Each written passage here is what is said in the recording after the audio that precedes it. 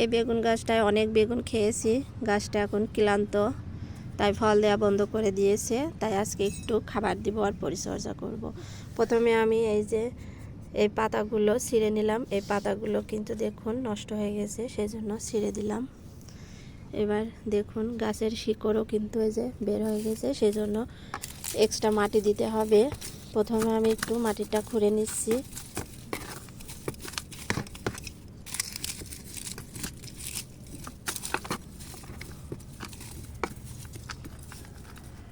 এখন খাবারটা রেডি করব। আমি এখানে গোবর সার নিয়েছি আর মাটি নিয়েছি, যেহেতু গাছের গোড়ায় মাটি দিতে হবে সেজন্য আমি খালি মাটি না দিয়ে খাবার সহ মাটি দিব। আর এখানে দিব 1 চামচ মতো এপসম সল্ট বা ম্যাগনেসিয়াম সালফেট দিয়ে দিলাম। আর দিয়ে দেব 1 চামচ পরিমাণ লাল পটাশ দিয়ে এবার এটাকে মিক্স করে নিব।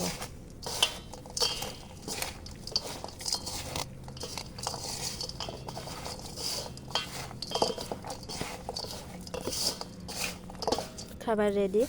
এখন এটাকে গাছের গোড়ায় ঢেলে দিব।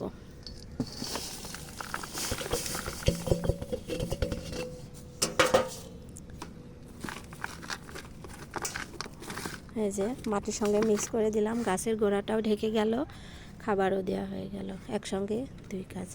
এবার দিয়ে দিব পানি।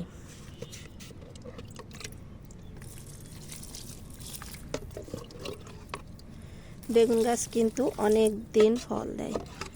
একবার ফল শেষ হয়ে গেলে আবার পালা একটু ছেটে দিয়ে খাবার দিলে কিন্তু আবার ফল দিতে শুরু করে।